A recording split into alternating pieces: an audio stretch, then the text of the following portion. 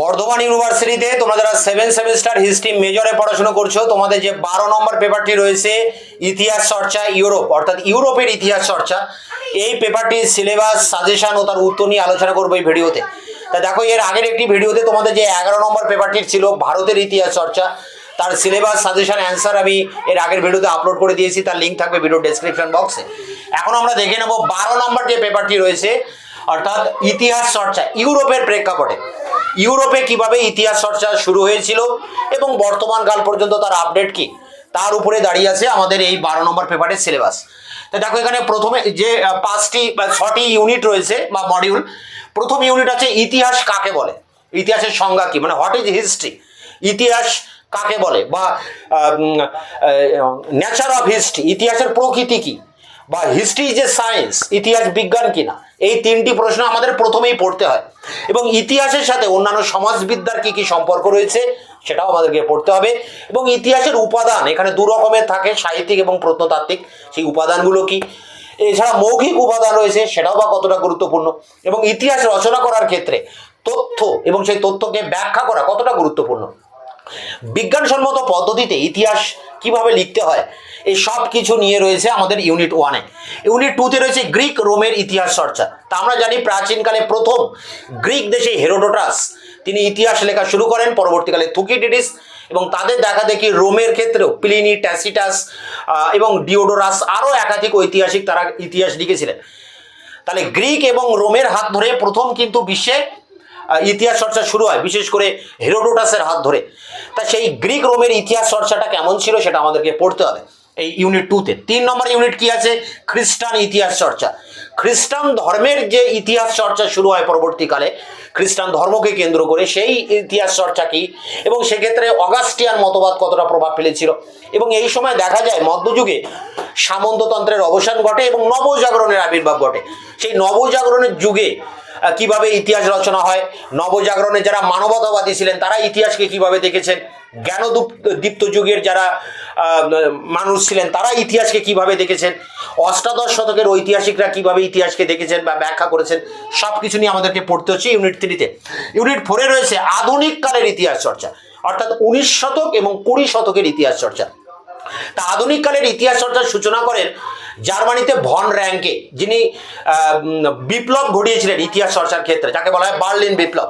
তাই ভন র্যাঙ্কে, পাশাপাশি নেইবুর ছিলেন, ইংল্যান্ডে আর্নল্ড টয়েনবি ছিলেন, ইপি থমসন রয়েছেন, ক্রিস্টোফার হিল রয়েছেন, মার্ক ব্লক রয়েছেন, মরিস ডব যিনি পুঁজিবাদের উত্তরণকে ব্যাখ্যা করেছেন, কার্ল মার্কস ইতিহাসকে ব্যাখ্যা করেছেন, লুসিয়ান ফেব্রে, ফার্নাল ব্রোদেল, এই সমস্ত ঐতিহাসিকরা কিভাবে ইতিহাসকে ব্যাখ্যা করেছেন এবং তাদের গবেষণাগুলো কি ছিল, তাদের অবদানটা কি আছে, এবং আধুনিক ইতিহাস রচনা করার ক্ষেত্রে এই সমস্ত ঐতিহাসিকদের কি ভূমিকা, মার্ক্সবাদী গোষ্ঠীর কি ভূমিকা নিচ্ছে, অ্যানালস বলে যে একটা ঐতিহাসিক গোষ্ঠী ফ্রান্সে প্রতিষ্ঠিত হয়েছিল, সেই অ্যানালস গোষ্ঠীর ইতিহাস চর্চা কেমন ছিল।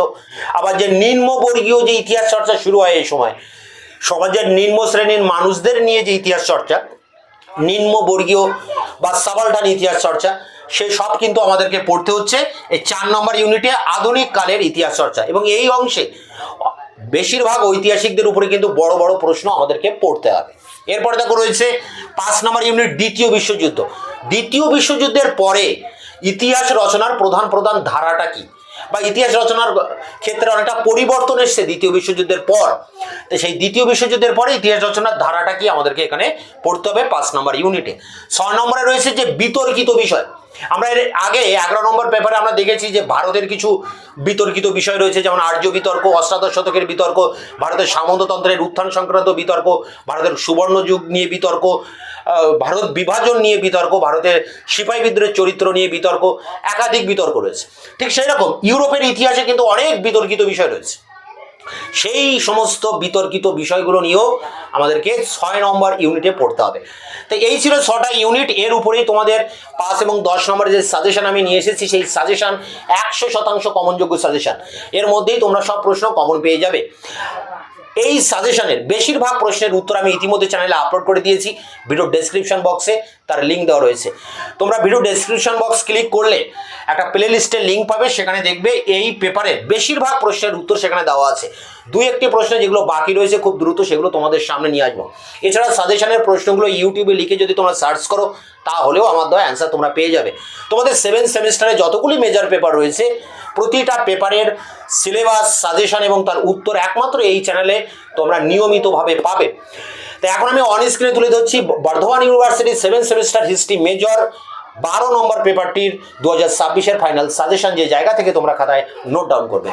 Bardhaman university 7 semester history major 12 suggestion 2026 group C, যেখানে 10 নম্বরের প্রশ্নের উত্তর লিখতে হবে। তার জন্য যে প্রশ্নগুলো করবে দেখো, ইতিহাস কিভাবে প্রগতির ধারণায় পরিবর্তন আনে। পরেরটি, হিস্ট্রি ইজ এ সায়েন্স, অর্থাৎ ইতিহাস কি বিজ্ঞান। বা প্রশ্ন আরেকটি হয় যেমন নেচার অফ হিস্ট্রি, ইতিহাসের প্রকৃতি কি, বা হোয়াট ইজ হিস্ট্রি। এই তিনটি প্রশ্নের মধ্যে একটা পরীক্ষায় আসবে। ইতিহাস রচনায় তথ্য ব্যাখ্যার গুরুত্ব কী। পরেরটি, হিস্ট্রিসিজম বা ঐতিহাসিকতাবাদ বলতে কী বোঝো। পরেরটি, ইতিহাস ও সমাজবিজ্ঞানের সম্পর্ক আলোচনা করো। পরেরটি, বিজ্ঞানসম্মত ইতিহাস লিখন পদ্ধতি আলোচনা করো। পরেরটি, গ্রিক ও রোমান ইতিহাস চর্চা আলোচনা করো। এই প্রসঙ্গে হেরোডোটাস, থুকিডিডিসের অবদান। পরেরটি, হেরোডোটাসের ইতিহাস দর্শন ও অবদান লেখো। পরেরটি, খ্রিস্টান ইতিহাস চর্চা সম্পর্কে আলোচনা করো। পরেরটি, ভন র্যাঙ্কের ইতিহাস রচনা পদ্ধতি আলোচনা করো। নিবুরের ইতিহাস দর্শন আলোচনা করো। আর্নল্ড টয়েনবি কীভাবে ইতিহাসকে ব্যাখ্যা করেছেন। অ্যানালস স্কুলের ইতিহাস চর্চার বৈশিষ্ট্য লেখো। ষোড়শ শতকের মানবতাবাদীরা ইতিহাসের ধারণায় কী পরিবর্তন এনেছেন। অষ্টাদশ শতকের ইতিহাসবিদরা ইতিহাসের ধারণায় কী পরিবর্তন এনেছেন। ভিকোর ইতিহাস রচনা পদ্ধতি আলোচনা করো। পরেরটি, উত্তর আধুনিকতাবাদ বা পোস্ট মডার্নাইজম বলতে কী বোঝো। ফরাসি বিপ্লবের ইতিহাস চর্চা সম্পর্কে আলোচনা করো। ঠান্ডা লড়াইয়ের ইতিহাস চর্চা সম্পর্কে লেখো। আমেরিকার বিপ্লব সম্পর্কে ইতিহাস চর্চা লেখো। কার্ল মার্কস কীভাবে ইতিহাসকে ব্যাখ্যা করেছেন। মরিস ডব কীভাবে পুঁজিবাদের উদ্ভবকে ব্যাখ্যা করেছেন। ব্রিটেনের সামাজিক ইতিহাস রচনায় ক্রিস্টোফার হিলের অবদান। 17 শতকে ইংল্যান্ডের বিপ্লব সম্পর্কে টনির মতামত। ইংল্যান্ডের সামাজিক ইতিহাস রচনায় ট্রাভেলিয়ানের অবদান। এখানে 25টি প্রশ্ন আছে, এর মধ্যেই 10 এবং 5 নম্বরের প্রশ্ন আসবে। এখান থেকে অনেক প্রশ্ন 5এও আসবে। এছাড়া দেখো 5 নম্বরের আরও কয়েকটি প্রশ্ন তোমরা গ্রুপ বি থেকে পড়তে পারো। ফরাসি ইতিহাস রচনার মূল প্রবণতাগুলি লেখো। ঊনবিংশ শতকে ইতিহাস কি প্রগতির ধারণার মূল বাহক ছিল। মানসিকতার ইতিহাস বলতে কী বোঝো। ব্রিটেনের বামপন্থী ঐতিহাসিক এরিক হবসবমের অবদান লেখো। দ্বিতীয় বিশ্বযুদ্ধের পরবর্তীকালে ইতিহাস রচনার ধারা লেখো। জ্ঞানদীপ্ত যুগে ইতিহাস রচনার বৈশিষ্ট্য লেখো। থুকিডিডিসের ইতিহাস দর্শন আলোচনা করো। বার্লিন বিপ্লব সম্পর্কে টিকা লেখো। কাঠামোবাদ ও উত্তর কাঠামোবাদ কি। আরবের ইতিহাস চর্চায় ইবন খালদুনের অবদান লেখো। তো এই সমস্ত প্রশ্নের উত্তর আমি বেশিরভাগই চ্যানেলে আপলোড করে দিয়েছি। ভিডিওর ডেসক্রিপশন বক্সে তার লিঙ্ক দেওয়া রয়েছে। দেখা হচ্ছে অন্য ভিডিওতে।